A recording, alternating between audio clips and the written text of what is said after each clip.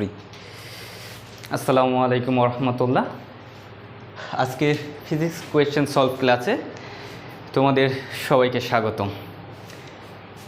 Physics question solve করার শুরুতে ধরে নিচ্ছি তোমরা সবাই ভালো আছো। তো আমাদের ফার্স্ট কোয়েশ্চেন হচ্ছে 200 গ্রাম ভরের একটি বস্তু 100 মিটার উপর থেকে পড়লে ভূমি স্পর্শ করার মুহূর্তে পূর্ব মুহূর্তে গতিশক্তি কত? তাহলে আমরা জানি যে গতিপথের যে কোনো বিন্দুতে গতিশক্তি এবং বিভব শক্তির সমষ্টি হচ্ছে একটা ধ্রুবক। অর্থাৎ এই পয়েন্টে আমার হচ্ছে টোটাল বিভব শক্তি হচ্ছে যা হবে এবং এই ভূমিতে হচ্ছে টোটাল গতিশক্তি সমান হবে। তাহলে এই পয়েন্টে আমার টোটাল বিভব শক্তি কত আছে? আমরা জানি বিভব শক্তি হয় হচ্ছে বস্তুর অবস্থানের জন্য। তাহলে এই বিন্দুতে বস্তুর বিভব শক্তি হবে ইপি ইকুয়াল টু mgh। তাহলে এম এর মান কত আছে? 200 গ্রাম। তাহলে আমরা কেজিতে কনভার্ট করলে হবে 0.2 কেজি। আর জির মান কত? 9.8 অ্যান্ড উচ্চতা হচ্ছে 100 মিটার।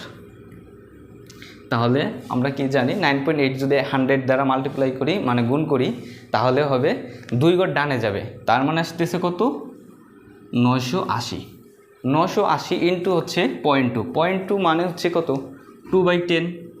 তাহলে দেখো নিচের একটা জিরো আর এখানে একটা জিরো কাটা যাচ্ছে, তাহলে হইতেছে কত? 98 ইন্টু 2 মানে হচ্ছে 196 জুল। তাহলে দেখো আমার অপশনে আছে 196 জুল। মানে হচ্ছে সর্বোচ্চ বিন্দুতে বিভব শক্তি এবং হচ্ছে ভূমি স্পর্শ করার মুহূর্তে গতিশক্তি সমান। তাহলে আমরা যদি বিভব শক্তিটা বের করি তাহলে কিন্তু আমরা ভূমি স্পর্শ করার মুহূর্তে গতিশক্তিটা পেয়ে যাচ্ছি। আবার তুমি যদি মনে করো যে না, যে তুমি এইভাবে ক্যালকুলেশনটা করবা না, তুমি অন্যভাবে ক্যালকুলেশনটা করতে চাচ্ছ, দেখো এটা কিন্তু চাইলে তুমি মাত্র ক্যালকুলেটার ইউজ করা লাগতেছে না, মাত্র 20 সেকেন্ডে করতে পারতেছো। দেখো এম এর মান হচ্ছে কত? 0.2 মানে হচ্ছে 2/10। জির মান কত? 9.8, এটাকে আমরা 10 ধরতে পারি, ইন্টু জির মান হচ্ছে এইচের মান হচ্ছে 100। তাহলে দেখো তুমি এই 10 কাটতে পারো, 2 × 100 তার মানে কত হচ্ছে? 200। তাহলে জির মান কত দিচ্ছি আমরা? 9 থেকে একটু কম, তার মানে অ্যান্সার হবে 200 থেকে একটু কম হবে। তাহলে দেখো আমাদের 200-র কাছাকাছি অ্যান্সার আছে প্রথমটা, তার মানে এটা হচ্ছে আমাদের রাইট অ্যান্সার। ওকে, তাহলে হচ্ছে আমরা দ্বিতীয় নম্বর প্রশ্নের দিকে দেখি।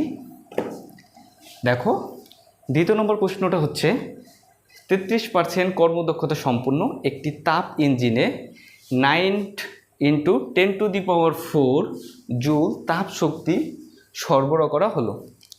ইঞ্জিনটি কতটুকু তাপ শক্তিকে কাজে রূপান্তরিত করতে পারবে?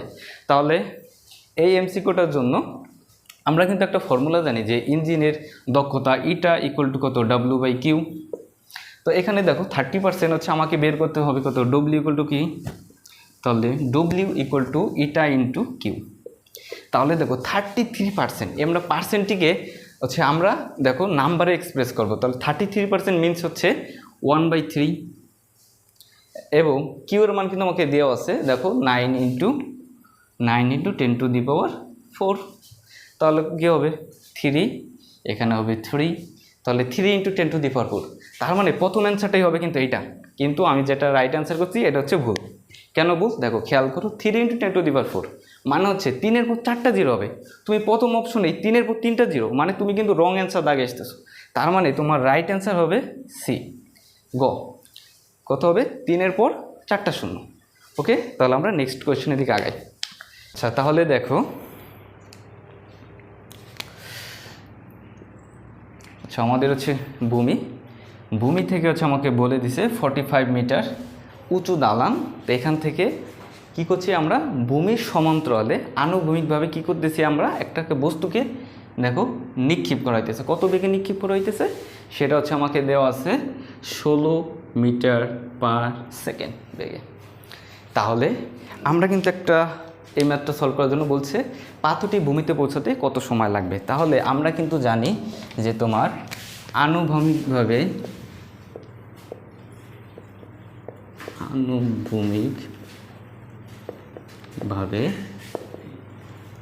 নিক্ষিপ্ত বস্তুর ক্ষেত্রে আমরা জানি হচ্ছে h ইকুয়াল টু 1/2 GT²। এই সূত্রটা আমরা কেন ইউজ করব? এই সূত্রটা আমরা তখন ইউজ করব যখনই আমরা দেখব আমাদের ভর্তি পরীক্ষায় এই টাইপের কোয়েশ্চেনগুলো বারবার আমরা ফেস করতেছি। আমাদের এই সূত্র মুখস্থ করার আমাদের কোনো প্রয়োজন নাই, বাট আমরা এই সূত্রটা কেন বারবার ইউজ করতেছি, কারণ আমাদের এই টাইপের ম্যাথ ভর্তি পরীক্ষা বারবার আসে, যার জন্য দ্রুত সলভ করার জন্য আমাদের এই সূত্রটা হচ্ছে কার্যকর ভূমিকা রাখবে। তাহলে দেখো আমরা টি বের করব। তাহলে টি ইকুয়াল টু কি লিখতে পারি? টি ইকুয়াল টু লিখতে পারি 2h ডিভাইডেড বাই জি। তাহলে দেখো 2, তাহলে এটা যদি আমরা ক্যালকুলেশন করি 2 ইন্টু এইচের মান আমাদের কত দেওয়া ছিল? দেখো 45 মিটার আমাদের দেওয়া ছিল উঁচু দালান থেকে। তাহলে 2 ইন্টু 45 মিটার ডিভাইডেড বাই জি, জি এর মান হচ্ছে 9.8। তাহলে এটা আমরা কিভাবে ক্যালকুলেশন করব? তাহলে দেখো রুটের মধ্যে উপরে আছে কত? রুটের মধ্যে উপরে আছে আমাদের 90, নিচে থাকতেছে 9.8। তাহলে 9.8কে আমরা কিন্তু চাইলে 10 লিখতে পারি, কারণ 10-এর কাছাকাছি। তাহলে আমরা লিখতেছি 10। তা এটাকে যদি আমরা কাটাকাটি করি তাহলে থাকতেছে কত? তাহলে থাকতেছে আমাদের 9। তাহলে 9কে যদি আমরা রুট করি তাহলে থাকতেছে 3। দেখো আমরা 3 একটু বেশি পাবো, কারণ হচ্ছে আমরা হচ্ছে 9.8 10-এর থেকে একটু কম। তাহলে যদি ছোটো সংখ্যা দ্বারা ডিভাইড করা হয় তাহলে অবশ্যই 3-এর থেকে একটু বেশি পাবো। তাহলে আমরা অবশ্যই এটাকে 3 ধরতে পারি। তাহলে আমাদের রাইট অ্যান্সার হচ্ছে 3। কি একটা ভ্যালোসিটি দেওয়া আছে কত? 16 মিটার পার সেকেন্ড। এখন দেখো আমি যে ফর্মুলাটা ইউজ করছি এখানে কিন্তু কোনো ভ্যালোসিটি ইউজ করি নাই। ওকে, আচ্ছা দেখো সরল দোলন গতি সম্পন্ন একটি কণার বিস্তার 0.02 মিটার এবং কম্পাঙ্ক 2.5 হার্জ হলে সর্বোচ্চ দ্রুতি কত? তাহলে আমরা সর্বোচ্চ দ্রুতি আমরা কিন্তু জানি Vmax ইকুয়াল টু ওমেগা এ। তাহলে আমাদের ওমেগার ভ্যালু কত? 2.5। বিস্তার কত? 0.02। তাহলে তুমি যদি ক্যালকুলেশন করো তাহলে দেখো 2.5 ইকুয়াল টু 2/100, হ্যাঁ, তাহলে হচ্ছে 25, নিচে আসতেছে হচ্ছে তোমার হচ্ছে 10, তাহলে 50 ভাগ হচ্ছে 1000, তাহলে তোমার আসতেছে 0.05। দেখো তাহলে কিন্তু তোমার অপশন কিন্তু 0.05 আছে, কিন্তু তোমাকে একটু সতর্কতার সাথে কোয়েশ্চেনটি ভালো করে পড়তে হবে। দেখো কোয়েশ্চেনটা আমাকে কি বলছে? কম্পাঙ্ক নট কৌণিক কম্পাঙ্ক। এখানে কিন্তু দুটো বিষয় অত্যন্ত গুরুত্বতার সাথে দেখতে হবে। কম্পাঙ্ক এবং কৌণিক কম্পাঙ্ক কিন্তু এক জিনিস নয়।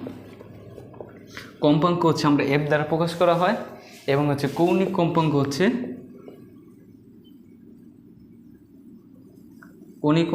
ওমেগা দ্বারা প্রকাশ করা হয়। তাহলে আমাদের সূত্রে কিন্তু কৌণিক কম্পাঙ্ক ইন্টু বিস্তার, কিন্তু তোমাদের প্রশ্নে দেওয়া আছে কম্পাঙ্ক। তুমি যদি ভুল করে কম্পাঙ্ক ইন্টু বিস্তার দাও তাহলে কিন্তু তোমার আসতেছে 0.05 মিটার। তাহলে তোমার অপশনে কিন্তু 0.05 মিটার আছে, তাহলে তোমার কিন্তু ভুল উত্তর হওয়ার সম্ভাবনা 100%। সুতরাং তাহলে আমাদের রাইট অ্যান্সার কী হবে? রাইট অ্যান্সার হবে Vmax equal to omega a, আর ওমেগা ইকুয়াল টু আমরা কি জানি 2π ইন্টু এফ ইন্টু এ। বিস্তার 2 ইন্টু 3.14 ইন্টু এফের ভালো হচ্ছে 2.5, তাহলে আসতেছে 2.5 অ্যান্ড বিস্তার আছে 0.02। তাহলে এটা কিন্তু আমরা করলে 2.5 নিচে হচ্ছে কি দশমিকের জন্য 1 গো ডানের জন্য একটা 0 ইন্টু 2 দশমিকের জন্য একটা 1, ডানের 2 ঘরের জন্য 2টা 0। তাহলে কি 25 ইন্টু হচ্ছে 2 50, 50-এর সাথে 200, তাহলে এইগুলো সবগুলো মিলে এটা কাটা। তাহলে 3.14 10 দ্বারা ডিভাইড করলে আছে 0.1 ঘর 10 দ্বারা ভাগ করা হলে দশমিকটা 1 ঘর বামে যাবে, সেই ক্ষেত্রে আমাদের অ্যান্সার আসবে 0.314। তাহলে আমাদের সর্বোচ্চ দ্রুতি হবে কোনটা? অপশন ঘ, 0.314 মিটার পার সেকেন্ড। এভাবে হচ্ছে আমাদের কোয়েশ্চন সলভ ধারাবাহিকভাবে চলতে থাকবে। সুতরাং তোমরা আমার সাথেই থাকো। ধন্যবাদ।